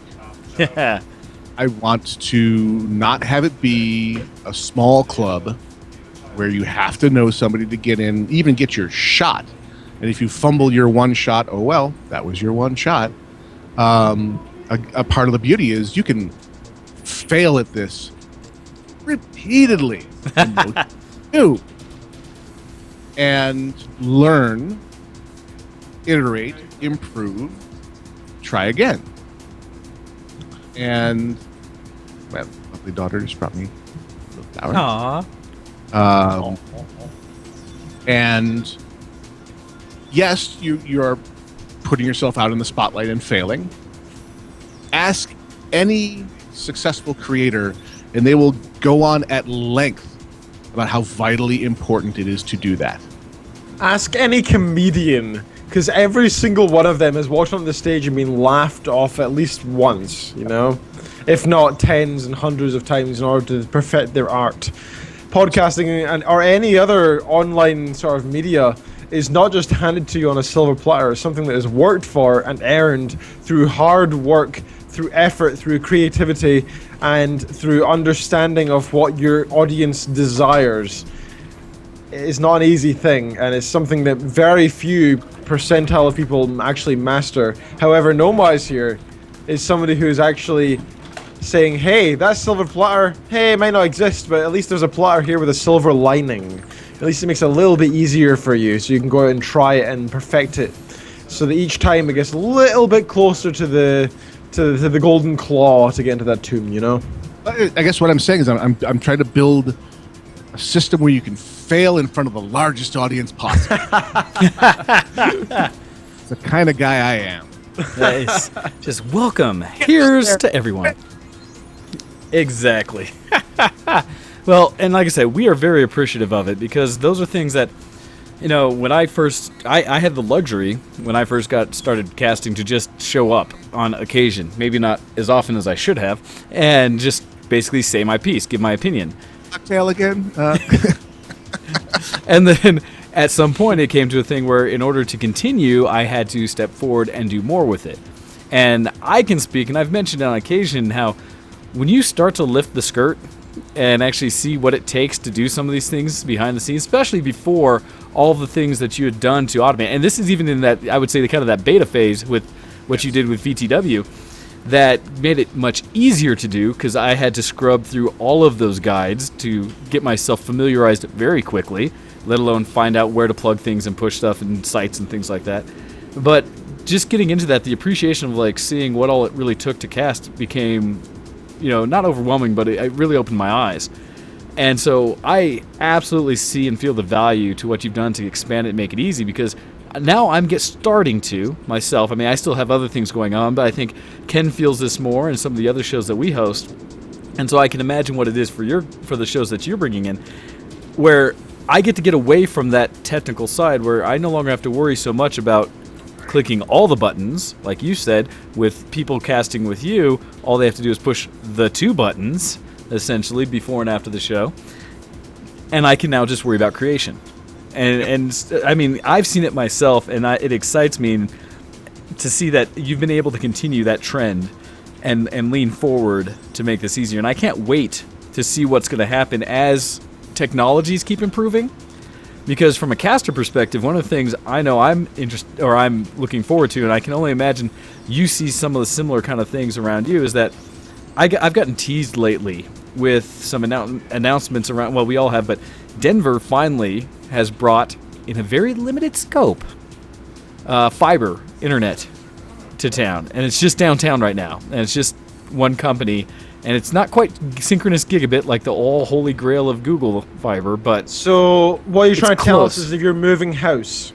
Yeah, no. What I'm telling you is the day that I have any company provide me fiber in a business line that they don't have to worry about and they give me synchronous, I'm buying it, and I don't care who I have to jump to for it. But I'm because of things like that, and like the advent of cheaper, less expensive 4K cameras, and just everything that's moving forward with the higher codec, the higher qualities.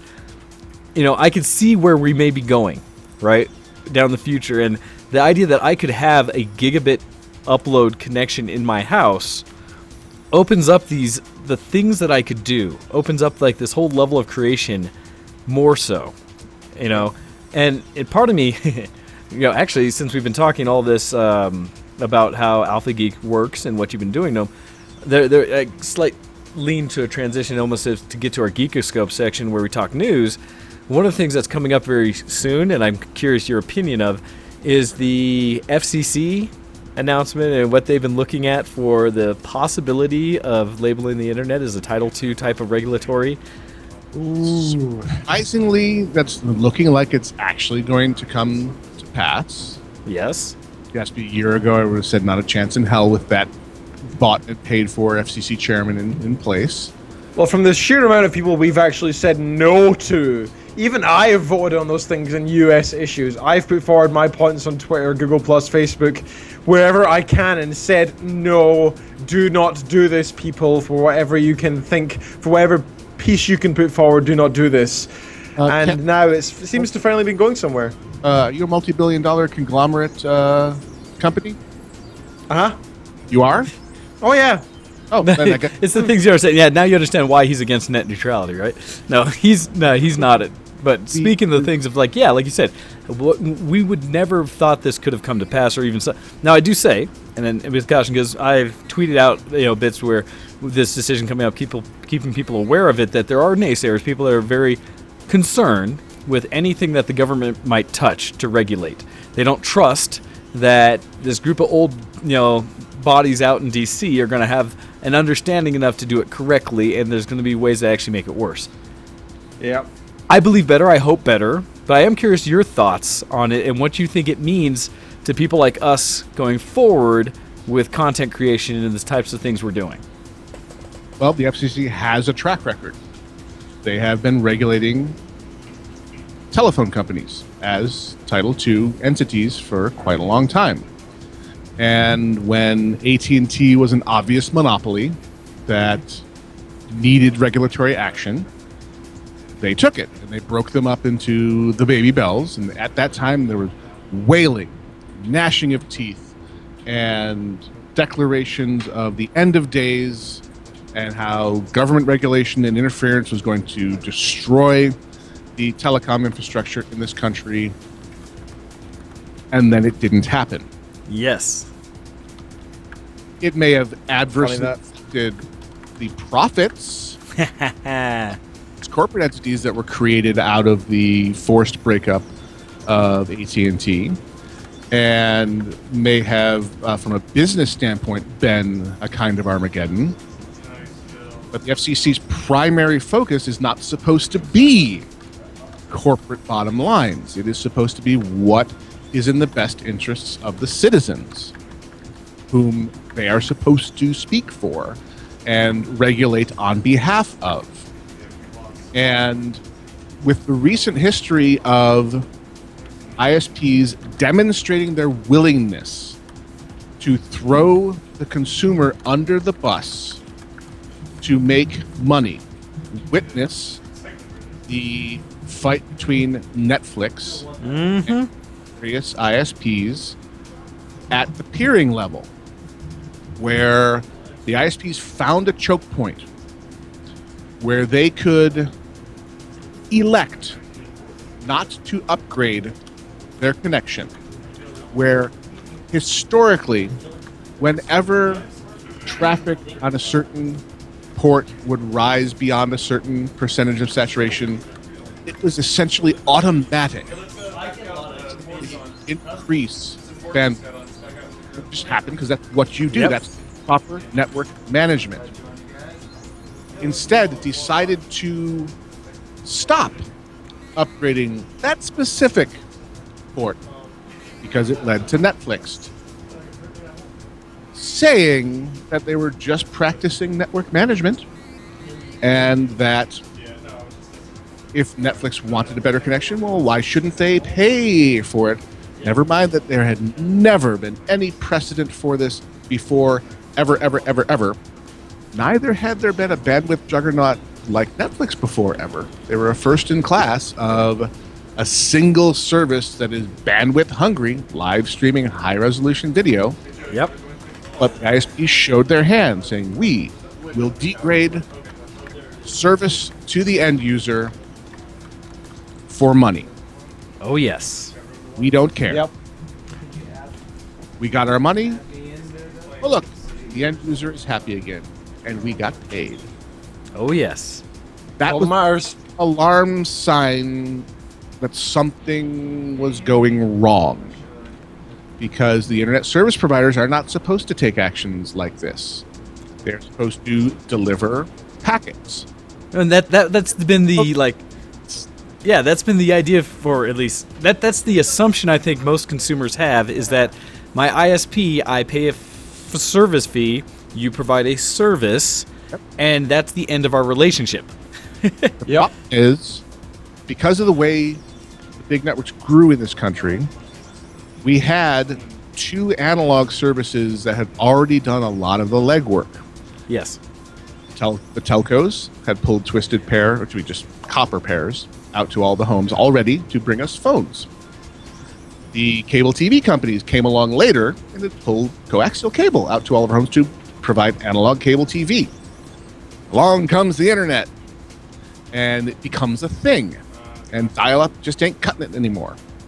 So these guys look around and say, hey, we already have wires going to all these homes.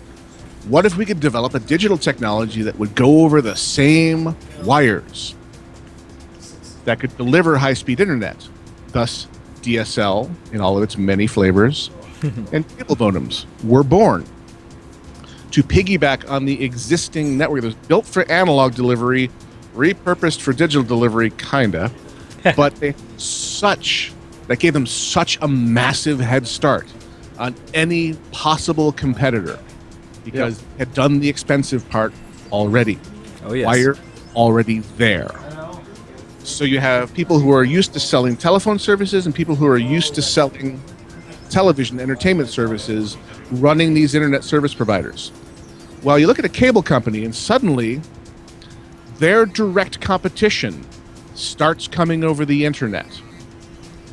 Like, we are enabling our own customers to replace our product, and we're not getting a cut of it because they don't see getting paid to provide internet service as getting their cut, which is actually what's going on here. You are cable companies, you are already getting paid. Yes. US, you're getting paid more to provide less than anywhere else in the world except for maybe Britain. Or Australia. Oh, God, yeah. I'll have you know, the Britain's quite good for this, actually. But it has to gall the people in the boardroom to see people are canceling basic cable and replacing it with Hulu Plus and Netflix and Amazon Prime.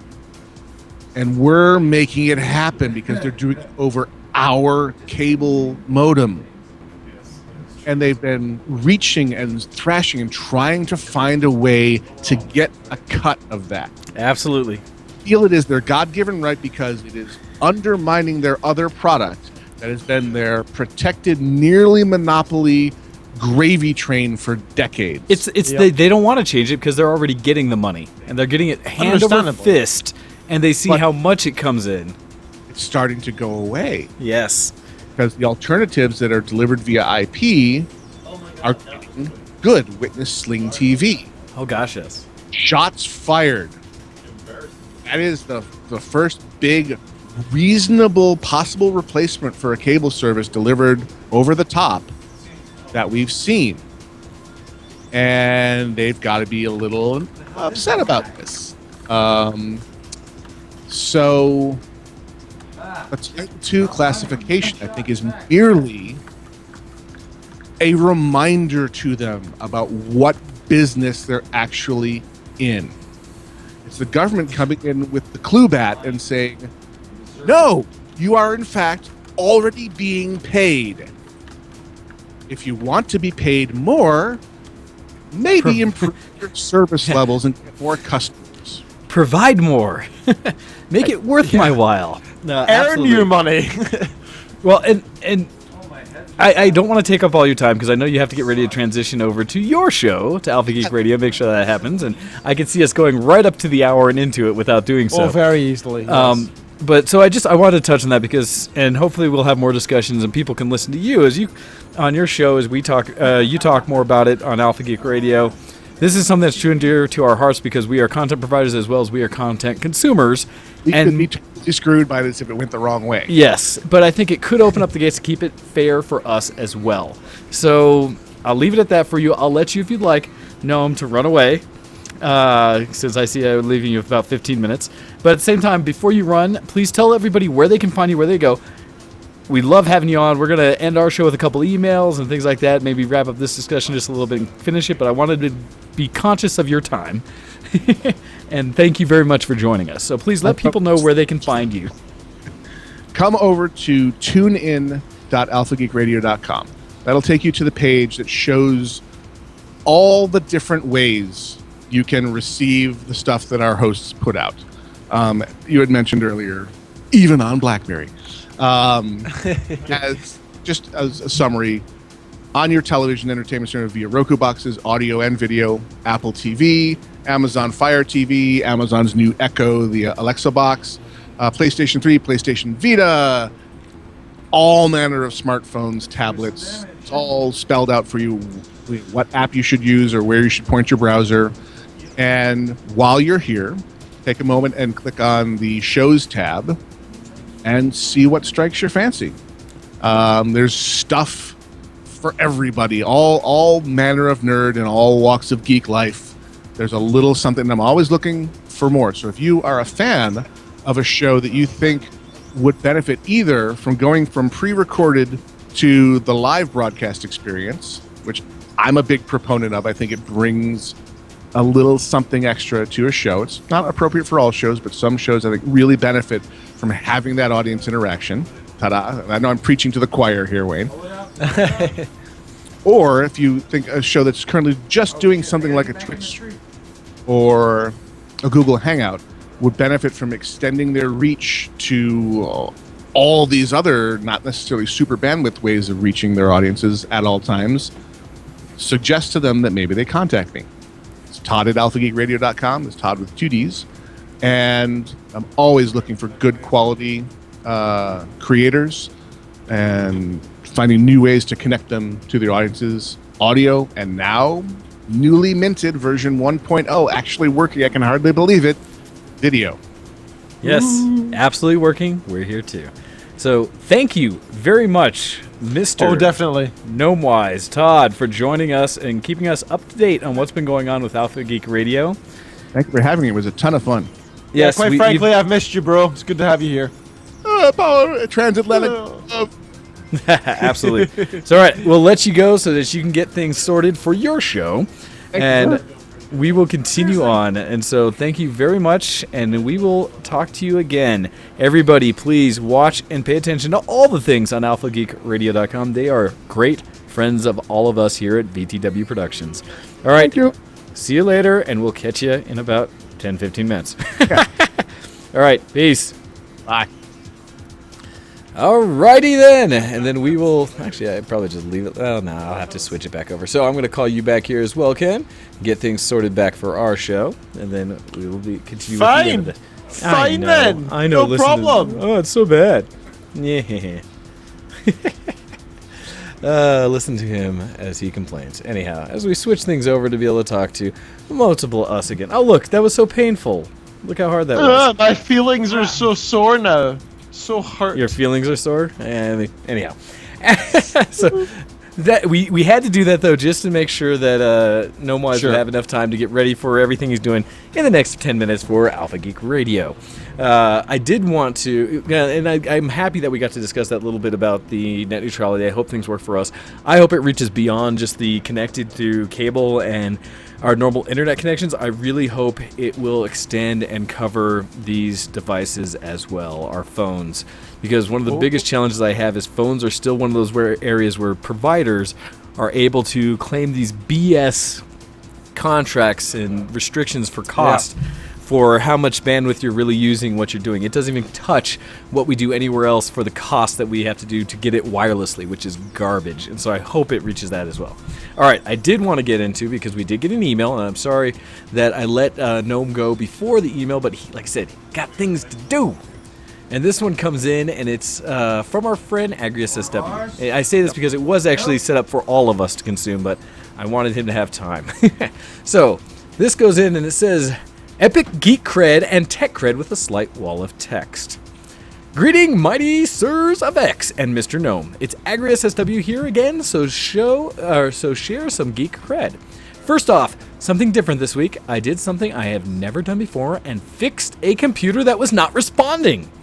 About a few months ago, Ambrosia's laptop started to seriously lag and error, cropped up left and right, and so I showed it to my tech friend, and he came to the conclusion that it was a hard drive issue and it might be going bad. To make matters worse, the laptop is just past its warranty. So I called the tech support line to get some advice, and they suggested a full wipe and reset to factory format and start from scratch. After many hours, it was done and running fine. Once I started to reinstall drivers and programs, I discovered that the cause of the problem turns out that one program, Drive Booster 2, after it updated everything, the lag problem came back. So I restored everything to pre-update and everything went back to normal. Both Ambrosia and I are so happy to have her laptop back up and running. And for geeky stuff, Ambrosia got first place at our Games Workshop store for her painted Necrons. Hey, Congratulations! fantastic. Yes. We were both blown away by the news, and she is pumped for the next contest. Thank you for taking the time to read this email, and keep up the great work, good sirs. And that includes Gnome.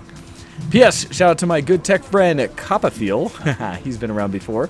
Who helped me guide me through this process. This coming from AgriusSW level 100, Human Paladin, the Guild, Civil Warcraft on Shattered Hand US, and Paladin of Ambrosia Heartnet. Thank you, as always. We very much appreciate it, AgriusSW. All right, the other things I wanted to mention, or see if I can remember now that I've been reading emails and not thinking. Weird. Are you doing Geek Cred or are you going Geekoscope? Which one are you going to go for? We're not going to finish either, really. It's more just to talk through. So speaking of, I was going to say, well, for one thing here, and this is because I didn't get to it at the very beginning of the show, to set the stage, I really should have shown like my front step to show that we are having our own little winter apocalypse here in Denver, where we're supposed to get some snow, and it waited, and then we got like 6 to 10 inches. And it's not huge, I know. Not saying anything to you, Hando. You've got like 5 feet sitting next to you.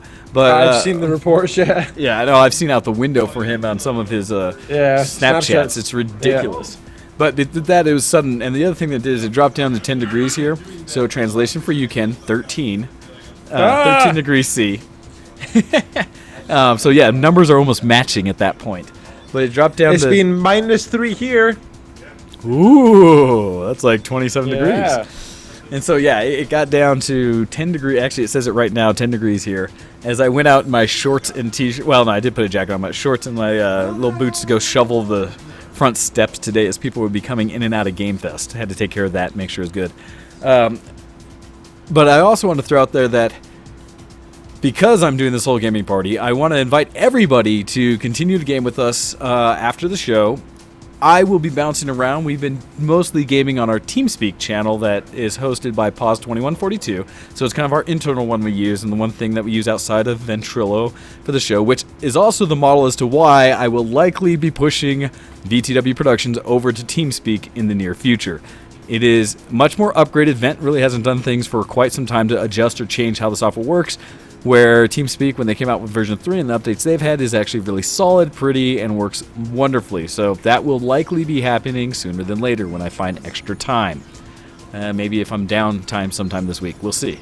But I'll let everybody know. I'll post some forums and we'll see what happens. But expect that. So if you haven't used TeamSpeak for a while, update that, check it out.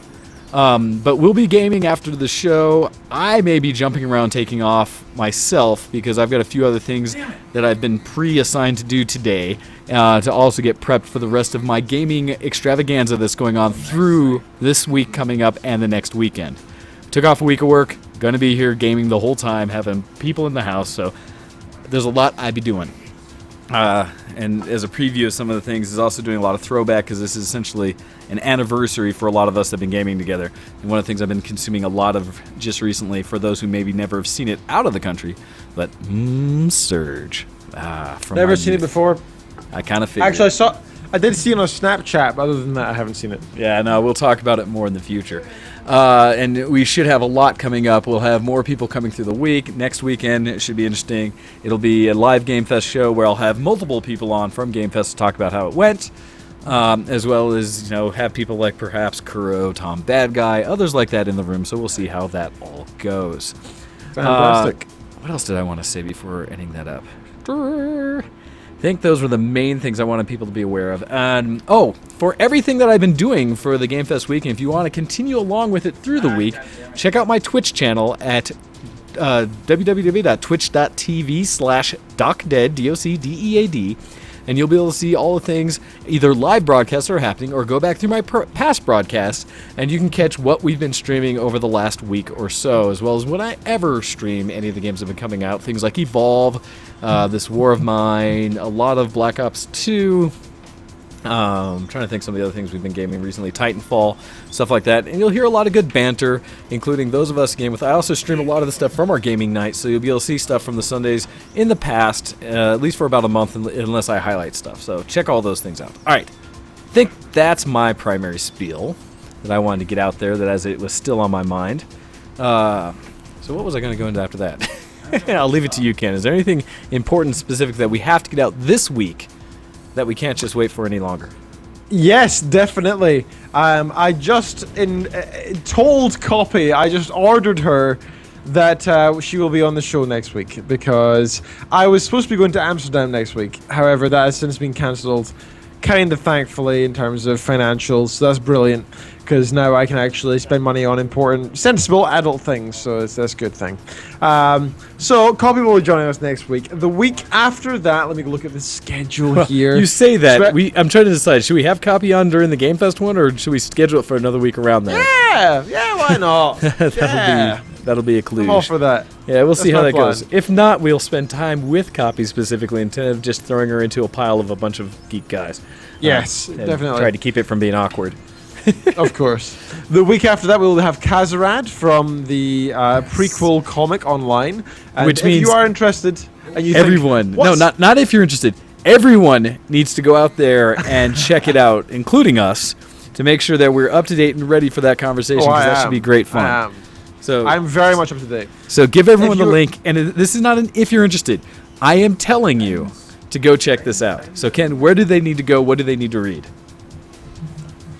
Copy's trying to escape from next week, and I'm saying, no, you're on. So go along to www.prequeladventure.com. That's PREQUEL adventure.com. Prequeladventure.com. AKA Making a Cat Cry, the adventure. Go along and check that out for next Sunday, for we will have the actual author of the comic on the show, and that is freaking epic. So definitely make sure you're caught up for it. That'll be on the 8th of March, correct? That will be, as I watch Yeah, This just is getting Kitten distracted Features. on the side. Stealing my whiskey, woman. Oh, them's fighting No, words. Thankfully, it's not your lovely stuff that you gave me. I've been made sure she can't touch that. That's Meaning you for put it special above. You put it occasions. above the 6 foot mark in the house. Yeah, 5'2". Well, I was given reach. You know. So was I. The week afterwards, we will have Pollen Storm, so that's on the 15th of March. So we've got weeks and weeks of fantastical content coming up. If you have anybody you want to give us a heads up to, for any maybe interesting people you want us to interview, send an email to showx@VtWProductions.com, talk to them and see if they're interested in that. We'd really appreciate that. Otherwise, go along to many different places you can support us on the show.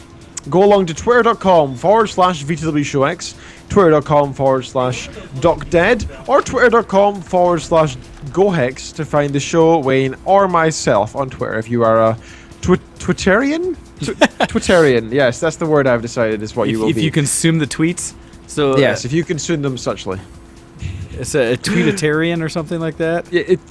Yes, a Twitterian, I don't know. Go along to facebook.com and type in ShowX. If you cannot find it, which is entirely possible, if you have no friends who've liked it, it might not show up. It might show you random other things that are unrelated because Facebook search is not the best. Go along to facebook.com/VTW.showX. If you just type that into your URL bar, you will find us. Otherwise, send us an email, showx@VtWProductions.com. And finally, as Gnomewise was saying, patreon.com/VtWShowX. Give us simply $1 a month. That means that you are consuming 8 hours of both Wayne and I's time. 8 hours, and you're supporting us with $1. And that is so appreciated because that $1 adds in with all the other listeners and comes together. It's nowhere near a salary. We're not interested in that. Just enough for a donation to keep our show running. We would very much appreciate it. You don't have to. If you can't afford $1, we totally appreciate it. We totally understand. But if you can, we would very much appreciate you also handing us over $1 a month. All right. With that, I believe that's everything on my end, sir. Other than the millions of other things I could talk about. I think we're good. I think we're done. And I think it's time for us to call it and get ready for Indeed. the casuals to take over the stream. So with that, you've been listening to Show X on VtWProductions.com. And I think it's time for us to get out of here. All right, everybody, we will catch you again next week for a special live show with other people from all of our friends here gaming.